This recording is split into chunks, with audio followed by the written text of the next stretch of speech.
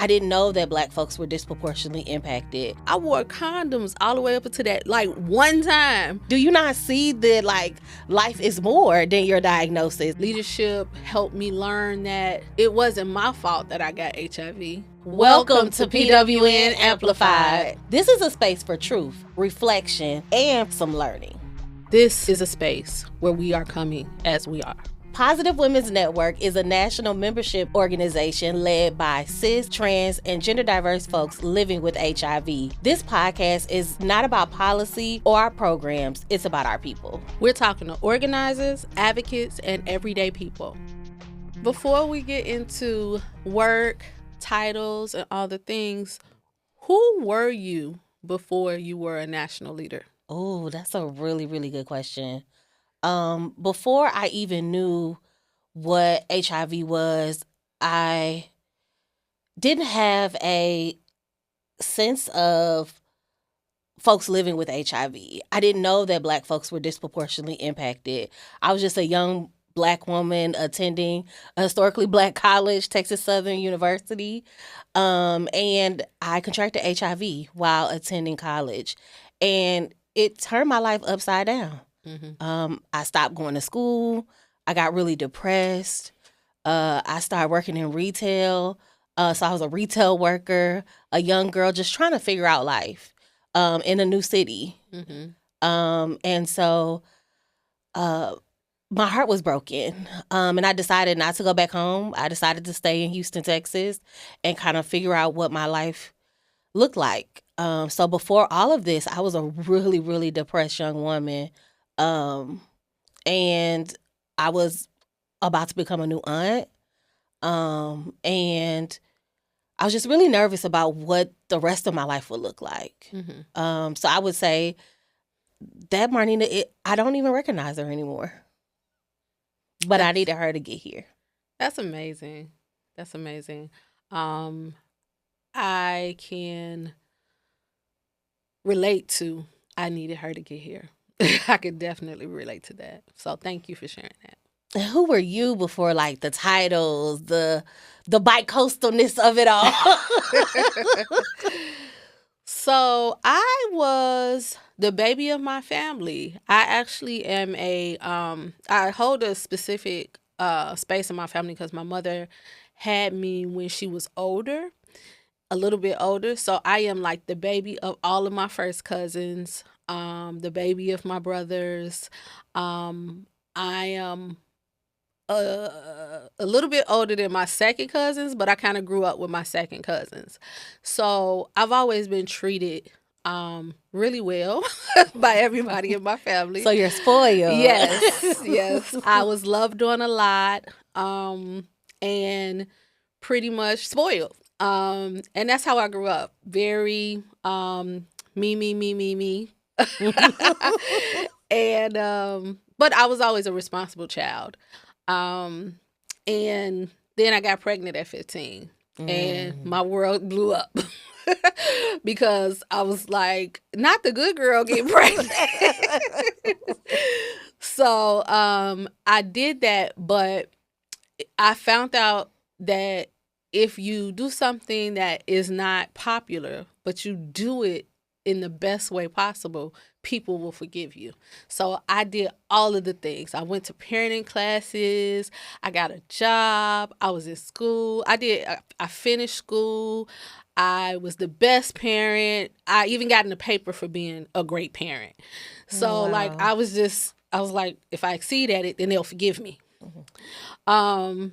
But I went on. I knew I didn't want any other children. So I went on and made sure to protect myself and live my life. Like, I got into computers and I started teaching computer software. And then I went to school and I started building computers. So I was initially, work-wise, I was in corporate America. I was setting up computer networks for organizations and companies and pretty much just living my life. Fell in love and, was just doing what any 20-year-old would do. Partying, hanging out with my man, taking care of my kid. family stuff. And a little while into that, I thought I was pregnant again, and I was happy about it because I had a man, my man, my man, my man. I was all about my man. And I was excited and went to the doctor, and the doctor said, "You're not pregnant. I don't know what's going on, but we're going to take some blood tests." And I went back in, and that lady said, "You're HIV positive." And my whole world changed. It like went dark. I'll never forget it. It went dark. But that's who I was before that day. Wow. Thank you for sharing with me. So we are both transplants to Texas. You're from Michigan. I'm from Illinois. So we both Midwestern girls. I'm wondering, what does home mean to you now? I look at home as 3 different places, which may be so wild to think about. But my mom's originally from Arkansas. And as you stated about being a baby, she's the baby of her family. So she is the 11th child out of 12. And I come from like older grandparents, and a lot of my cousins were older. And so I look at Arkansas as home. Okay. I also call Michigan home. And I feel like Texas is where I wash my clothes at. I love Texas, don't get me wrong. And I love the South. It's what's given me my drive. I've been really loved on in community here in the Deep South. And the Deep South is where I found activism, or like I like to say, activism found me, and really blessed my life in amazing ways. But I call all 3 of those home. But I was born and raised in Benton Harbor, Michigan, which is a really small town. And we are about 10,000 people. It's a 96% Black space. So I grew up in a really pro-Black space, but it was hit by a lot of poverty. And so a lot of the folks in our community didn't have what they needed to like live and thrive. And so because of that, we saw a lot of like crime. And so that's where I call home too. But yeah, that's a little bit about like why I call like all 3 of those spaces my home. But I've really found deep community here in the Deep South. So home for me looks like Chicago. Born and raised in Chicago on the South Side. That's where I get my from. I feel like no matter where I go, I'm going to always, no matter where I live, I'm going to always be that little girl from the South Side of Chicago. Always. It, raised me.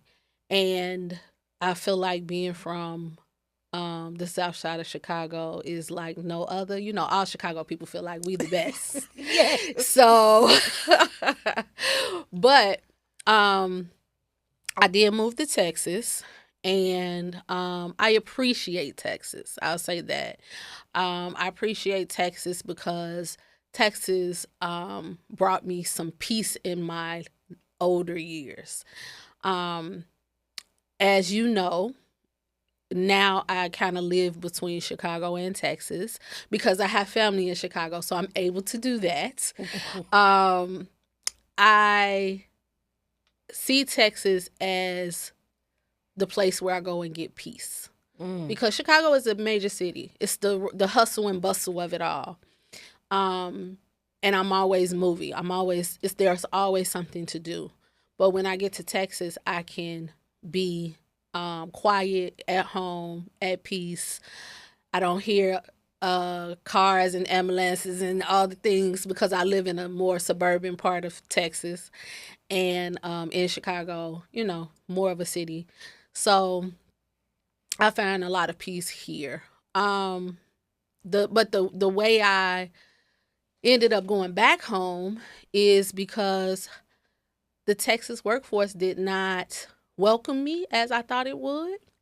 They told me my mouth was too big, and I knew that like my advocacy spirit wasn't gonna ever leave, and I just didn't want to fight with people. So when I was able to go back home, they welcome my people in the city welcome me with open arms, and they appreciate my feistiness. So, yeah, that's home. I mean, I have loved the community in Texas.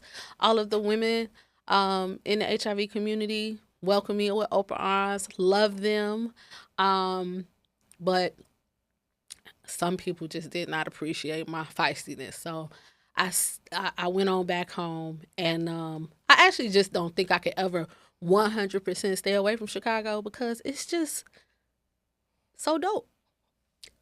It is one of the dopest cities. It is the dopest city in the United States. All right, so Marnina, before HIV became public, political, and professional in your life, what was your relationship to it? Oh, I had no relationship to HIV before it became in my life. I went to a private school. The town I'm from is 96% black, but the neighboring town next door is 90% white. And so I went to this all white public school, private school, where I was the only black girl in my grade. So there was no conversation around comprehensive sex education. It was only abstinence. And my parents talked about it, but it was from a space of don't get pregnant. Like, don't be a teen mom. Don't be a stereotype and get pregnant, that type of thing. Because when I was coming up in high school, that's when Teen Mom came out. That's when 16 and Pregnant was coming out. And my parents was like, no, don't do that. Don't get pregnant. So that's what was imposed upon me. It was never about pleasure, or it was never about talking about HIV or STIs. It was all around reproductive, like trying to control my like the way to make sure that I don't reproduce early. And so when I think about like how HIV isn't really talked about to young women, especially young black women, that's what really started my journey into activism, because I was like, I don't want another black girl to not know that she's impacted by this epidemic. And so I try to say statistics all the time as a way to let people know these numbers are startling to any other demographic. And if it was anyone else, we know that this would be an outrage, and people would be trying to find cures, and it would at least be a lot less stigma, and we would see less HIV criminalization. And so that's kind of a little bit about how the ways in which into like the journey of like my thoughts into like why I started. But I really had a really difficult time thinking about the way in which folks don't really educate us about HIV in our communities. That reminds me, I kind of had a heads up in sex ed because the parents too soon class I went to, they taught us all about safe sex, reproductive sex ed, all the things, even HIV. They had a woman come in to talk to us about HIV. Wow. So for years I wore condoms, and because I was in love, I decided to take the condom off. And my mistake in that was not requiring my partner to get tested before we start having unprotected sex, because I was like, he loved me, we be together all the time, but I had no idea like you can live with it you can have it and not know, and I have symptoms, things like that. So I was like, how? That's what I was sitting up there saying. How? I wore condoms all the way up until that like one time where we decided we wanted to have a baby together, and then I got HIV. I was like, that's crazy. So yeah, I totally understand. And you're right. Comprehensive sex ed in schools just was not a thing, because it had it not been for the parent too soon class, I wouldn't have known anything about anything, because we didn't get it in school. My mama told me, if you kiss a boy, you get pregnant. So, yeah, I would have been in trouble. I would have had a lot of babies.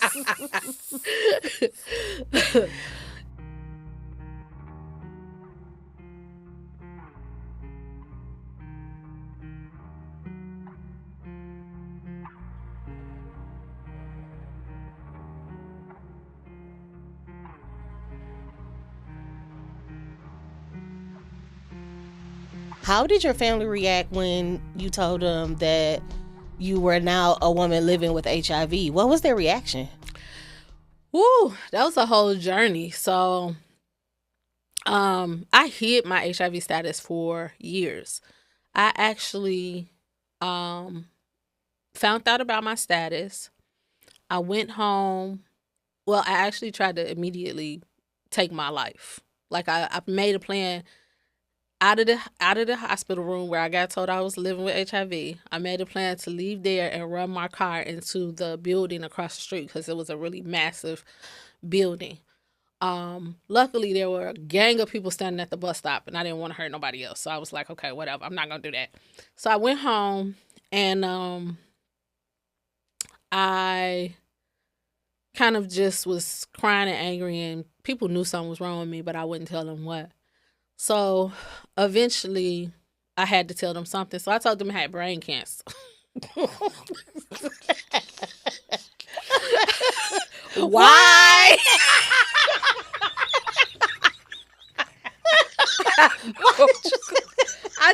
That was the worst thing I could think of. Like, in my mind, that was the worst thing because HIV was the worst thing. So brain cancer was I was like, I'm going to die.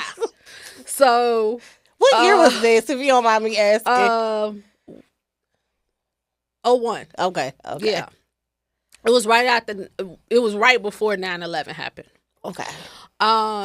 So I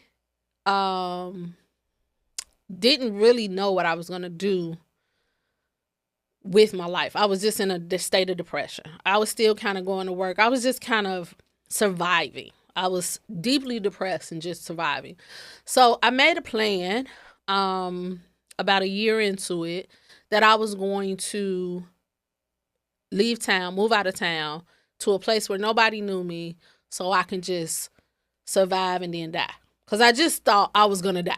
I was like, I am going to die soon. So I actually moved to Birmingham, Alabama. And I didn't know, I have, my godparents live there, so I did know them too, but didn't say anything about it to them, just told them, I'm ready to move, I need another situation, so I'm moving down there.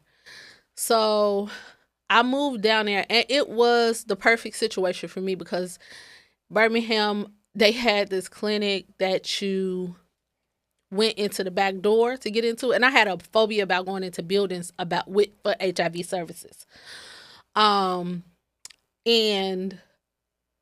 that building, go through an alley, go through the back door to get services was perfect because I'm like, I'm hiding. Nobody knew me, and I can get my care and then I can go home. Got a job, and was just surviving. Well, my mother had a fire, and I had to go back to Chicago to help her move. And while there, of course, I had to stay with someone because, I wasn't wealthy enough to get a hotel. So I had to stay with someone in order to, be able to help her. And I stayed there for about 2 weeks to help her move and find a new place and things like that. And I stayed with a guy who was interested in me. And he was the first person that I ever told out of my mouth that I was living with HIV because, of course, he wanted to get frisky. So he was the first person I ever told. And he was the first person that ever accepted. He was like, oh, you on your medicine? You okay? I was like, what you know about? But, it was cool. That's beautiful. Yeah. So, to your question, what happened to speed this up? I ended up getting pregnant during that visit. So I had to move back to Chicago because I was very sick. And to be honest, very sick. And the people at Alabama told me I could get an abortion because I was going to die. And if I didn't take my medicine, I was going to die. And I couldn't take my medicine because my baby, I had severe morning sickness my whole pregnancy. So when she said you gonna die, I was like, let me go home. At that point, I guess I was over it. I was like, I don't want to die. So let me go home and see if they tell me something different. Anyway, came home The doctor was like, you all right. You just, you'll be okay. You could start taking your medicine in your 3rd trimester. You just are having extreme morning sickness. I was like, okay, cool. So I moved in with my mom when I came back. And of course, we have medicines. So my medicine, and back then we had medicines that had to be refrigerated. So my medicine being refrigerated, my mom and my brothers, I guess, after I taught them how to use computers, Googled my medicine. Oh, no. Found out. So they actually knew beforehand, before I even came back, because they just never said anything. So when I'm back living with them this time, we get into a little family spat, and it comes out that we know you got HIV or AIDS. They say AIDS. We know you got AIDS. And the argument kind of led to me getting put out. And that's how I became homeless. And I wasn't homeless for long, but I was homeless for about 3 days, like riding a train. I sat in the hospital. Sitting in the hospital, I seen a social worker, and my social worker was like, Evany, what the heck are you doing in here? Because I've always been very independent, take care of myself, She was like, what are you doing in here? And I was like, I told her what happened. She helped me find somewhere to stay, but she also helped me find housing. And housing is kind of what I attribute to saving my life, because they required me to seek therapy. And in therapy, the question that changed things for me was, if they don't love you because you have HIV, did they even love you in the first place? I was like, oh, you're right. And from there, I actually, unfortunately, my auntie passed away a couple weeks after that. So I had to go to a funeral. So at the repast, I told everybody I was HIV positive. And my family was like, we already know your mama got a big mouth. No, mama. Talk to me about how you got into the HIV field, period. I was in that dark, depressed place, like I told you earlier, and I was dealing with so much internalized stigma. And I wanted to find a space where there were other people like me. And so I ended up stumbling upon this class, and lo and behold, Vanita Ray was teaching the class. And it was a class for folks living with HIV. And at the time, she was the public policy director at a local AIDS service organization. And it was amazing to meet her, like, because I was in this dark space about my diagnosis. And when I met her, she was this vibrant attorney, badass. She had these red locks, and she was so confident. And I remember she had a nose ring. And when I seen her, it was just like a bright light, like, girl, you can do you not see that, like, life is more than your diagnosis? And she would say that all the time. And it was this 6-week training. We call it POP, Positive Organizing Project. It was a grant that AIDS United had. AIDS United, bring that grant back. Yes. We need POP back because it really did build leaders. Yes. A lot of folks came out of that. Bruce Richmond and other folks came from that. That's where I first met Barb Cardell and so many other amazing leaders. It's through that POP program, because it really taught people living with HIV how to hold onto their own leadership, and it really helped to mold folks. And so we spent 6 weeks in a space. She allowed no one in there other than people living with HIV. That's where I first met Mike Elizabeth. And it's really where I found my family. Oh, girl, you're going to make me tear up thinking about this. But I found so much community and solace in that space. So that's how I came into advocacy and organizing, is through POP. And I still see the same people. Like, we still all hang out together. We're still a family. No matter how crazy and wild and dysfunctional it may exist at times, that's where I found true community. And I know that if I ever needed those folks, that I could always lean on communities of folks living with HIV. And I came into this space as a really young person. And so I kind of grew up in this space through youth organizing and now like running a national organization alongside you. And so it's been a wild journey. And I'm just so appreciative because I was able to do some cool ass shit. Like as a youth organizer, I was able to go to Honduras and be with those kids. And I've been going every year for the past 6 years to an orphanage for children living with HIV. And so it's just been so amazing to see the many layers of what leadership looks like. And I've been surrounded by so many amazing mentors. I remember when you were able to give me my first job because you asked me one day, like, girl, what are you doing for work? And I was like, and you were the national field organizer at PWN at the time. And you were like, what are you doing for work? And I was like, oh, I work in retail. And I was like, I chase shoplifters. No, you said what they call it? Loss prevention. Loss prevention. I said, what do that mean? You said, oh, I just chase shoplifters. I said, girl, if you don't get your butt into something else, because you are amazing. I could tell how amazing you were. So I was gonna say, tell the people what you was doing before you actually start working. Chasing shoplifters. Chasing shoplifters. Brilliant, but brilliant. Yes, I'm so happy you are here now, though. Yeah, it's all because of you. You edited my resume that day, and I was able to work at the same aid service organization that Vanita was working at the time. It's actually a federally qualified health center. And so I was able to work at their youth organizing space for young queer folks. And like that's really where I started learning language around even how I identify. And so I will say that this space has given me so much, and I'm so grateful for it. Absolutely. It reminds me of the same way I first seen a powerful woman. Oh, tell me about it. Wahida came to Chicago to a conference. Chicago Women's AIDS Project used to put on these women conferences every year. Wahida the Legend? Yes, they invited Wahida the Legend. And she walked in there, all short and feisty as she is, and she said some of the most powerful words. I can't remember exactly what she said, but I was like, wow. It was like stars in my eyes. I was like, this is amazing. I want to be like her.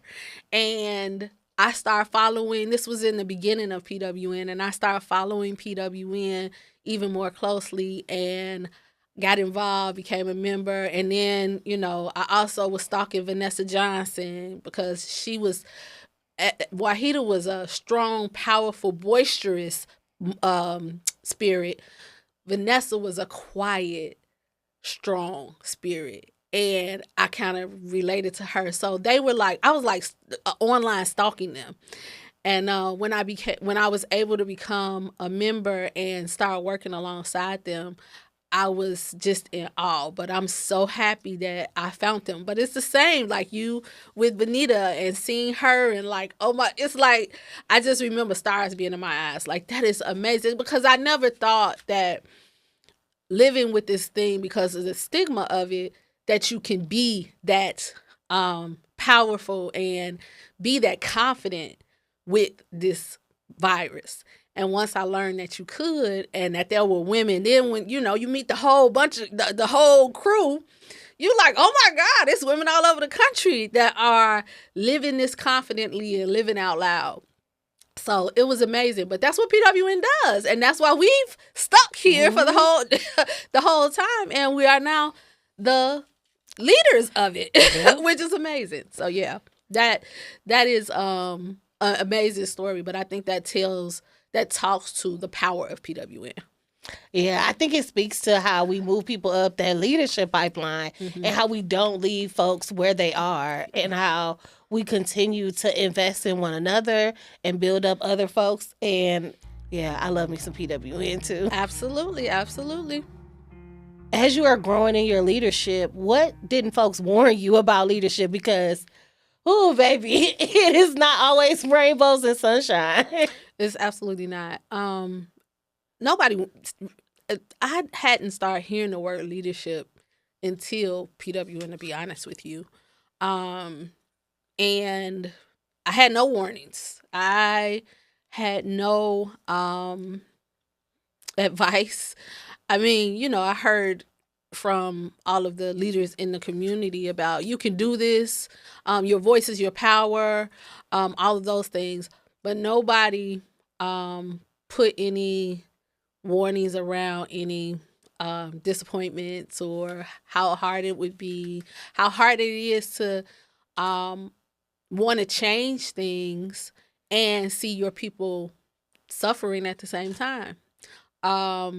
Being disappointed when you fight and you still don't get the things that you need. Leadership helped me learn that it wasn't my fault that I got HIV. It's it's more HIV in our communities by design. Mm-hmm.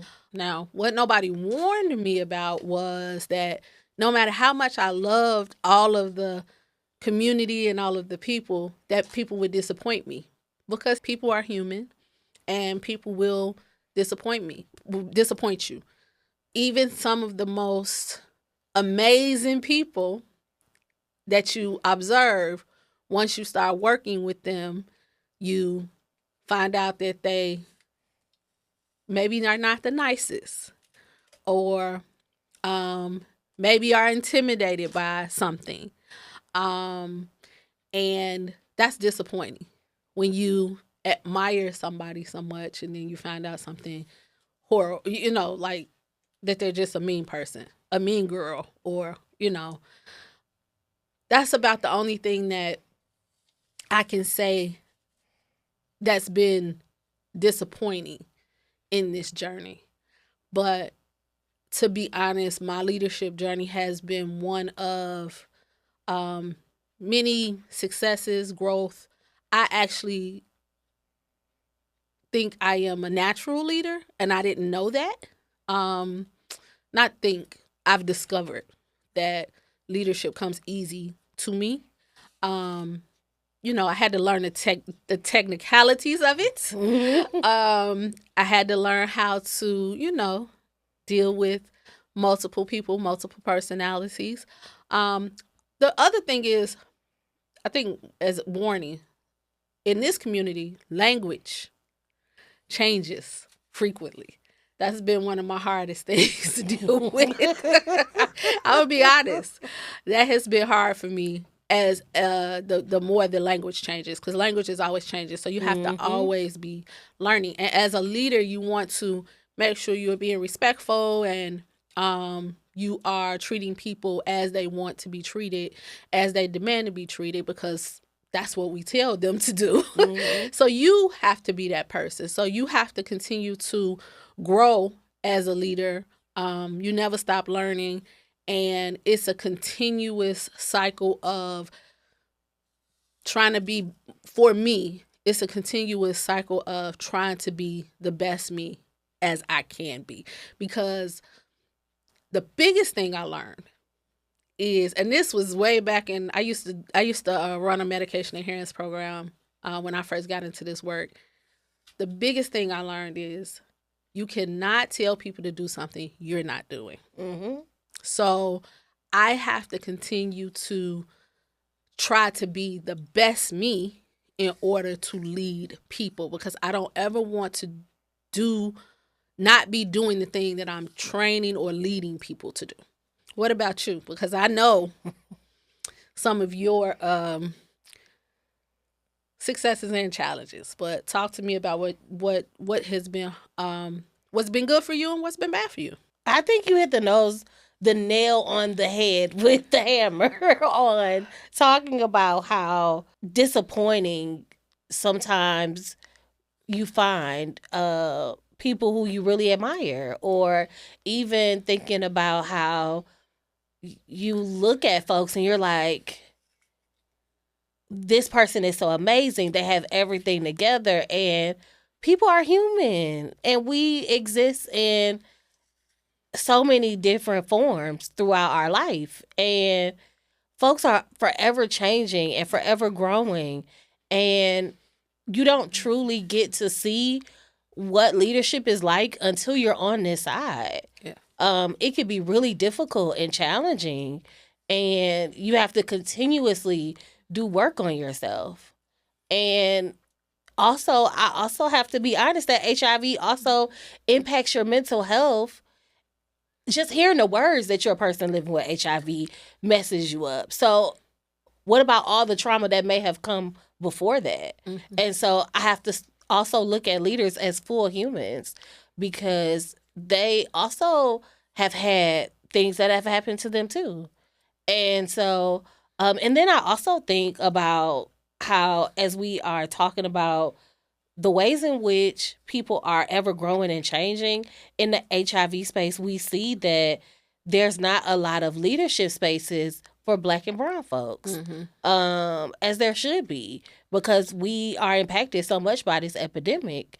And so there's just so many different multi-factors that impact someone in this space. And so they also didn't have elders. Like, we are blessed to have elders in this space. They didn't have any elders. Their elders passed. Yeah. Or no longer here. And so they don't have the same type of elders or even mentorship that we have been offered. I've been through a lot of mentorship and a lot of like youth organizing spaces that really helped mold and shape me. And so they didn't have the same opportunities for growth. Yeah. You mentioned being a Black woman in leadership. I think that has been something we've discovered together that is unique. Yes. That it's like we have to be 10 times better. Yes. And people don't, even other people living with HIV, thinking about when you're a leader, your HIV doesn't matter anymore. It's now about my HIV and who I am. People see us as, you are the co-executive director, so you have to fix this, or you have to do this, or you have to do that, not realizing that we are also from the same communities, and we are also dealing with a lot of the same things that they are dealing with. We are just in a leadership position. And not that people have to, not that I want anybody to be feel sorry for us or look at us that way. It's just, it's shocking sometimes to hear somebody say, well, I'm HIV positive, and I feel like I am too. They're like, did you forget? Yeah. So that has been kind of shocking to me in this new role, in this new level of leadership. So now we're going to just play a little getting to know you game. Let's let the audience get to know us. Okay. So I'm going to ask just this or that, and you pick which one. If you want to expound, you can. So my first one is really easy. Tea or coffee? Cappuccino. Okay. But if I had to pick, it would be tea. Okay. Yeah. Okay. Are you a morning person or a night owl? I am definitely a morning person. I am very, I have to get grounded. I'm an earth sign. So before I step into leadership, Evany, I have to get grounded in the morning. So I have to wake up really early before the sun rises to do that. So I'm a morning person. Group chat or one-on-one? One-on-one. Yeah. The reason why I don't like a group chat is because it constantly goes off and it blows up your phone, and you have to have that silenced or figure it out. I don't have time. Exit me out the group chat. Just call me and text me. Same, girl. I silence everyone. As soon as somebody put me in it, I silence it. Oh, no, and please. I do not respond most of the time. I try to look at the group chat. I have like 3 different family group chats. I'm like, y'all gotta stop. Stop with the group chats. Actually, we have a bunch of family ones too. And back in the day when I heard people was talking about these group chats with their family, I was a little jealous. I was like, well, my family ain't got no group chat. Now, take me out the group chat. No, I love y'all. I love y'all. I love my family for real, but the group chat notifications, I'm so happy we can silence them. Yes. Oh, God. So, comfort show or comfort music? Comfort music. I'm not a big TV watcher. I think TV is the idiot box. That's what my grandma used to call it. And these days, So I prefer music, and I am so part of my morning routine is when I get in my car, I turn on meditation music or gospel music or whatever is going to comfort me. Music also puts me in a mood. So like if I need to be hyped for something, I put on some hype music. If I need to be in love, I put in some love music, So depending on what mood I want to get into, I use music for it. So definitely music. Rest or movement? Ooh. Rest is restoration. Like I love me a good nap. And I like my trash box TV. So I am in the bed watching baddies with a face mask on. That is my life. Okay. So yes, I would say definitely some rest. What about you? I'm a sleeper. Everybody in my life has always known. When I was a kid, I used to come in the house and take naps on my own. I am a sleeper 100%. So, because sleep does restore you. Yeah. And I need to be restored after a day of work because I give out a lot of energy. So, yeah. Homebody or outside? Yeah, I'm a homebody. I'm an introvert to my heart. And a lot of people don't believe that. They be like, Evany, you always out somewhere doing something. And it exhausts me. So I am a homebody. But this year, 2026, I said I'm going to start getting out in the streets a little bit more because I'm trying to find a husband. Okay. And I don't, as much as I want God to bring the husband to my house, he may not. So I said I need to get out and do some things. And as a matter of fact, last night I registered for a speed dating event. So I'm so proud of myself. Come on. Come on, I love that. Yes. But yeah, I am a homebody. Silence or background noise? Oh, background noise. I even had background noise to go to sleep. That's that Detroit in you. That Michigan. Yes, very much so. So I like to hear stuff as I go to bed, but I'll put a timer on for like 30 minutes and then go to sleep because I have to have some type of white noise. But most of the time when I'm sleeping, it's like that ocean sound. Mm-hmm. Because my mom's house is like maybe 5 minutes from the beach. Yes, and so like when it's not froze, when Lake Michigan isn't froze over, we at least are able to hear the water. And so I love water, even though my sign for astrology is a Sagittarius, and I think we're like fire signs. I'm such a water girl. Like I'm surprised I'm not like a Pisces or something. No, I think that one of the things that I believe is that everybody connects with one of the elements. And I'm a water girl too. And I discovered this because anytime I'm in the shower, I get my best ideas and solutions in the shower. It's freaky. I was like, why every time I get in here, I can solve the world. Like literally, I have the best ideas when I get in the shower. So now I love water. Like I can't swim a lick, but I'll go to the ocean. I'll go in the pool. I used to be deathly afraid of it, but now it heals me. Even when I am trying to, something is difficult in Chicago, I'll drive to Lake Michigan and just sit on the lake and solve a problem. Wow. Yep, I love it. You should take like adult swimming classes. You know what? I've tried, but it's always little kids, and I be feeling self-conscious because it does seem weird. The little kids be like, "What are you doing here? You can't swim. Shut up." Sprinkle some water in their face. Okay. Voice notes or texting? I already know because you and your phone is. I be trying to text you in meetings and do the things, and you don't have that phone nowhere near you. I hate this phone. Like,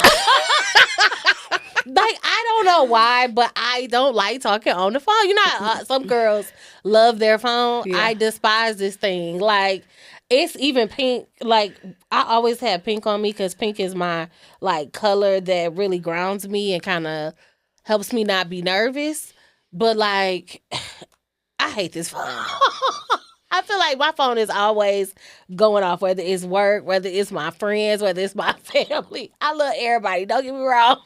But I hate this phone. I actually like in-person communication. Like, I feel like when you're in person, you're able to have like energy. You could feel folks' energy. You could feel how like they relate to you. And I actually am an extroverted introvert, so I get my energy from people. So it feels weird to like constantly have it attached to me, but I'm getting better. I'm trying. I know you don't have a problem with it when you texting me telling me to fix my face on a Zoom. Because Evany, you be like, especially when somebody say to, "Oh, you'll tilt your head." I'm trying to get better.